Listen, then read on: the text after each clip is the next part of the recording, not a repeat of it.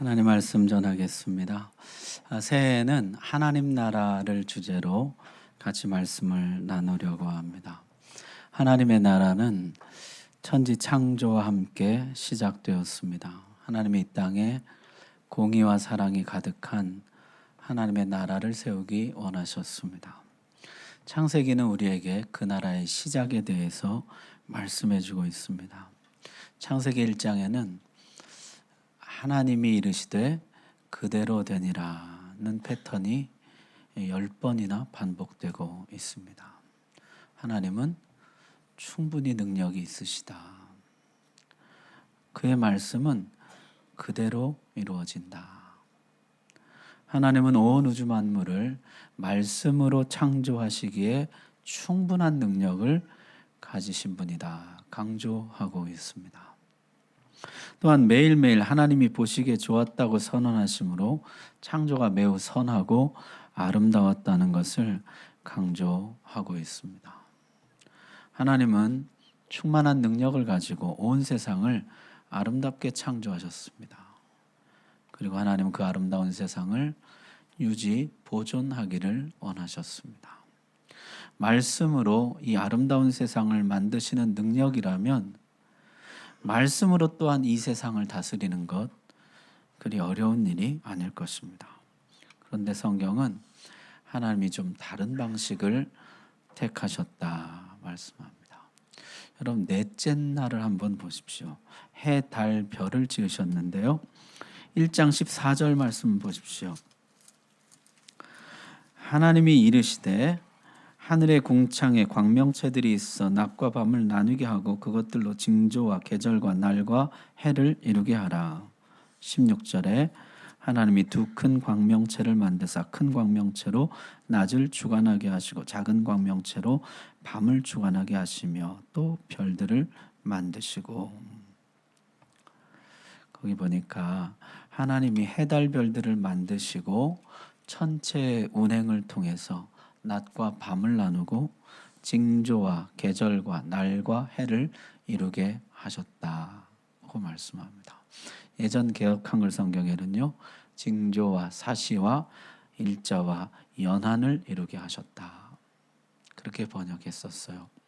하나님은 천체 운행을 통해서 이 땅을 다스리시기를 원하신다는 것이죠. 하나님이 어떤 징조를 보이기 원하실 때 직접 나타나시거나 직접 말씀하시기보다 해달별을 사용해서 자기 뜻을 드러내시겠다는 것입니다.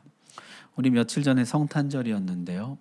동방박사들을 인도했던 그 큰 별.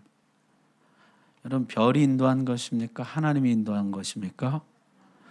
하나님은 천체 운행을 통해서 자기 뜻을 나타내신다는 것이에요. 선지자들도 해달별들이 하나님의 징조를 보일 것이라 예언해 왔습니다. 그 앞에서 땅이 진동하며 하늘이 떨며 해와 달이 캄캄하며 별들이 빛을 거두도다. 하나님이 마지막 때의 징조를 보이실 때 해달별을 사용하실 것이라. 우리 주님도 친히 말씀하시기를 말세의 징조를 해달별이 나타낼 것이라 하셨습니다.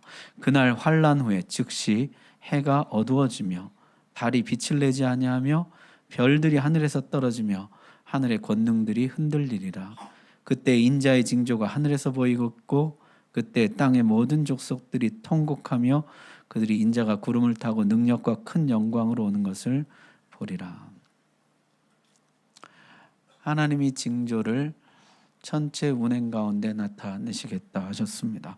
또한 해달별들을 사용해서 하루하루 한 달 한 달 한 해 한 해 시간들을 주관하시겠다는 것입니다. 오늘도 변함없이 해가 뜨고 달이 뜨고 별들이 빛납니다. 하나님은 지금까지 해달별을 통해서 천체 운행을 통해서 양력과 음력과 계절과 절기 조수간만의 차등을 주관하고 계십니다.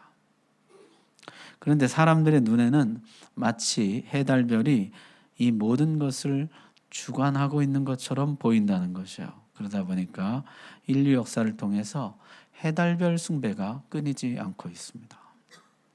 태양신 숭배, 달신 숭배, 북극성을 비롯한 점성술 등이 그치지 않고 있습니다. 이스라엘이 망할 때의 모습을 성경은 이렇게 그리고 있습니다. 여호와의 말씀이니라. 그때 사람들이 유다 왕들의 뼈와 그의 지도자들의 뼈와 제사장들의 뼈와 선지자들의 뼈와 예루살렘 주민의 뼈를 그 무덤에서 끌어내어 그들이 사랑하며 섬기며 뒤따르며 구하며 경배하던 해와 달과 하늘의 무별 아래에서 펼쳐지게 하리니 그 뼈가 거두이거나 묻히지 못하여 지면에서 분토가 될 것이며 그들이 사랑하며 섬기며 뒤따르며 구하며 경배하던 해와 달과 하늘의 무별이라고 말씀합니다. 이스라엘은 패망할 때까지 1월 성신 숭배의 극성이었던 것입니다. 또 에스겔의 선지자는요, 환상 중에 하나님께 이끌려서 예루살렘 성전으로 들어갑니다. 성전에 들어가 봤더니 성전에서 사람들이 하나님께 등을 돌리고 동쪽 태양을 향해서 경배하고 있었습니다. 하나님의 백성들이 이 정도이니 다른 백성들, 다른 민족들은 말할 것도 없죠. 애굽의 최고신은 태양신 라입니다. 출애굽 때 하나님이 마지막에 태양을 어둡게 하시죠. 하나님이 태양을 주관하심을 보이십니다. 성경은 그것을 하나님이 태양신을 벌하셨다 이렇게 쓰고 있습니다. 잉카 문명의 신도 태양신이죠. 여러분, 민족마다 나라마다 태양신이 없는 나라가 없어요. 달신이 없는 나라가 없고 별들을 신으로 섬기지 않는 나라가 없습니다. 하나님은 해달별들을 통해서 세상을 주관하십니다. 그게 하나님이 세상을 경영하시는 방식입니다. 여러분, 여섯째 날 한번 보십시오. 26절입니다. 하나님이 이르시되 우리의 형상을 따라 우리의 모양대로 우리가 사람을 만들고 그들로 바다의 물고기와 하늘의 새와 가축과 온 땅과 땅에 기는 모든 것을 다스리게 하자 하시고, 하나님은 온 세상을 다스리는데 사람을 통해 다스리시겠다는 것입니다. 해달별을 통해 만물을 주관하시는 것처럼 사람을 통해 만물을 다스리시겠다는 것입니다. 이것이 하나님이 세상을 경영하는 방식입니다. 그래서 하나님이 사람에게만 주신 특별한 것이 있습니다. 하나님의 형상입니다. 세상을 다스릴 수 있는 지혜, 지식, 명철, 영광, 교제 능력, 하나님의 성품 등을 주셨습니다. 다윗은 이것을 이렇게 노래했어요. 사람이 무엇이기에 주께서 그를 생각하시며 인자가 무엇이기에 주께서 그를 돌보시나이까. 그를 하나님보다 조금 못하게 하시고 영화와 존귀로 관을 씌우셨나이다. 주의 손으로 만드신 것을 다스리게 하시고 만물을 그의 발 아래 두셨으니 곧 모든 소와 양과 들짐승이며 공중의 새와 바다의 물고기와 바닷길에 다니는 것이니이다. 하나님은 사람을 대리통치자로 삼으시고 그에게 영광과 존귀로 관을 씌우셨습니다. 하나님의 형상을 입혀주셨습니다. 따라서 우리는 세상을 다스리되 대리통치자로 다스려야 합니다. 우리가 다스릴 때 만물이 우리에게서 하나님의 형상을 볼 수 있어야 합니다. 내가 가장으로 가정을 다스릴 때 가족들이 나에게서 하나님의 형상을 볼 수 있어야 한다는 거죠. 내가 다스리는 모든 일들, 사람들, 관계들 속에서 하나님을 충분히 드러내는 하나님 형상의 반영이 있어야 한다는 것입니다. 그걸 온전하게 하신 분이 예수님이죠. 나를 본 자는 아버지를 본 것이라. 내가 아버지 안에, 아버지께서 내 안에. 예수님은 이 땅에 나타난 하나님의 형상이었습니다. 하나님의 형상을 이 땅에 가장 온전하고 분명하게 보이신 분이세요. 여러분, 우리 가정에 하나님의 형상이 충분히 드러나고 우리 교회에 하나님의 형상이 여기저기 많이 있다 그러면은 그게 천국입니다. 그게 하나님의 나라예요. 하나님의 형상은 없고 마귀 형상으로 가득하다. 그게 지옥입니다. 자, 창조기사에서 또 특별한 것이 일곱째 날입니다. 모든 창조가 마치고 하나님은 안식하셨습니다.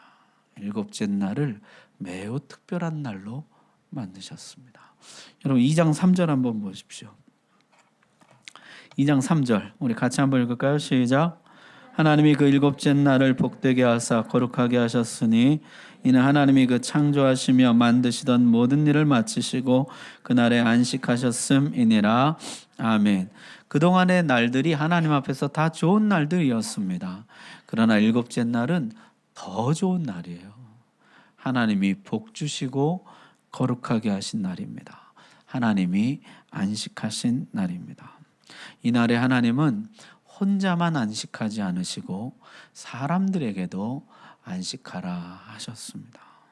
고대 근동에서는요, 안식이라는 것은 최고의 신, 최고의 통치자만이 누리는 특권입니다. 바벨론 경전에 따르면요, 안식은 최고의 신인 마르두게만 배타적으로 향유할 수 있는 특권이었어요. 노예는 안식이 없습니다.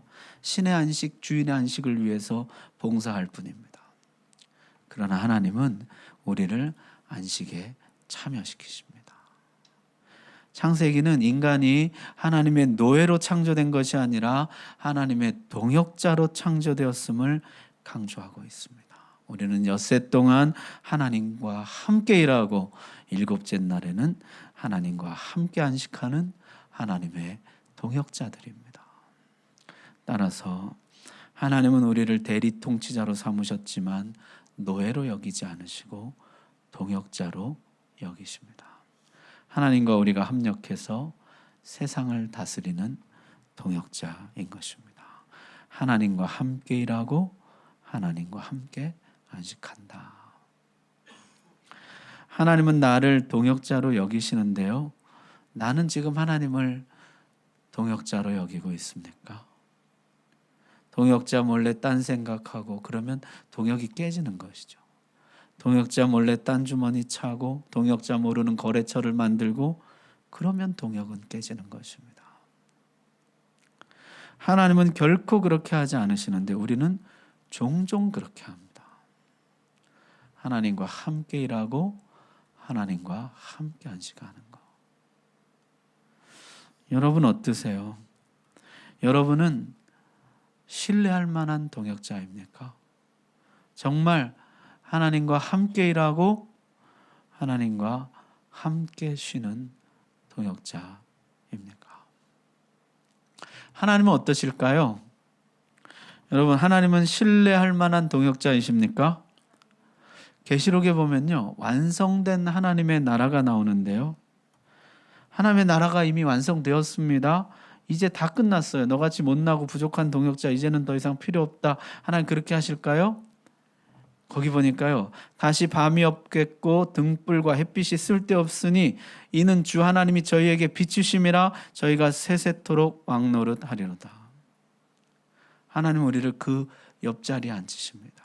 우리는 하나님과 함께 세세토록 왕노릇합니다. 우리는 영원히 하나님과 동역자입니다.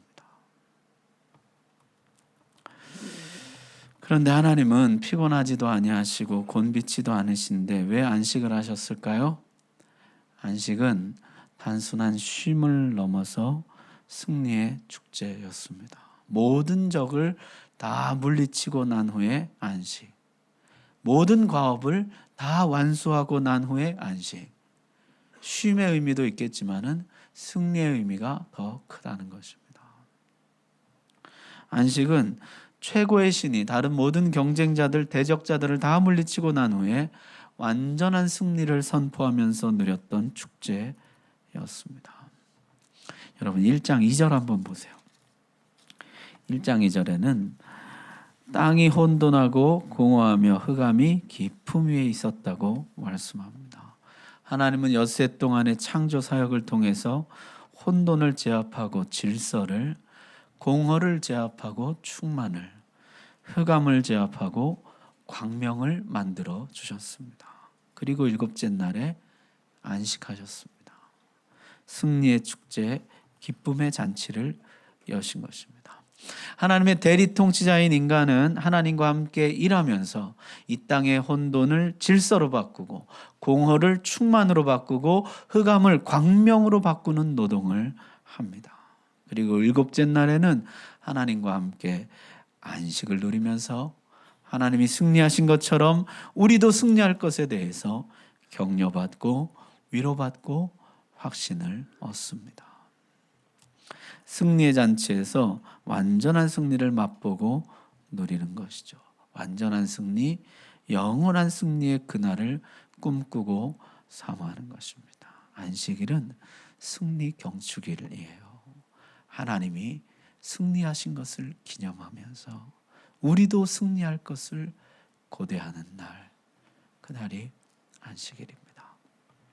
따라서 우리는 하나님의 대리 통치자이면서 동역자이면서 예비 승리자입니다. 우리의 노동은 때로 무겁고 힘겹습니다. 이 땅은 여전히 혼돈하고 공허하며 흑암 중에 있습니다. 내 삶에서도, 내가 사랑하는 가정에서도, 교회에서도 우리는 때로 혼돈과 공허와 흑암을 경험합니다. 그때마다 하나님은 우리를 안식으로 초청하십니다. 하나님의 승리의 잔치에 참여하게 하십니다. 그 자리에서 우리는 격려를 받고 위로를 받고 힘을 얻습니다. 하나님이 승리하신 것처럼 우리도 반드시 승리할 것에 대한 확신을 얻습니다. 말씀 마칩니다. 오늘부터 하나님 나라 주제로 말씀을 나누는데요. 하나님은 천체를 통해서 세상을 주관하시고 사람을 통해서 세상을 다스리십니다. 우리는 대리통치자입니다. 따라서 나는 지금 대리통치자로서 충분히 하나님의 형상을 드러내고 있는가? 그것을 늘 점검해야 합니다. 하나님이 나를 세우신 그곳에서 나는 하나님의 형상을 나타내고 있는가? 두 번째는 우리는 동역자입니다. 나는 신뢰할 만한 동역자로서 하나님과 함께 일하며 하나님과 함께 쉬는가? 세 번째, 우리는 예비 승리자입니다. 최후 승리를 확신하면서 오늘도 혼돈을 질서로, 공허를 충만으로, 흑암을 광명으로 바꿔가는 이 노동, 이 싸움을 감당해 가고 있는가? 그걸 돌아보는 것입니다. 창세기 1장은 그것이 사람의 본분이며 사람의 정체성이라 말씀합니다. 금년 한 해 하나님의 대리 통치자, 동역자, 예비 승리자로서 귀하게 쓰임 받으시기를 주님의 이름으로 축복합니다. 기도하겠습니다.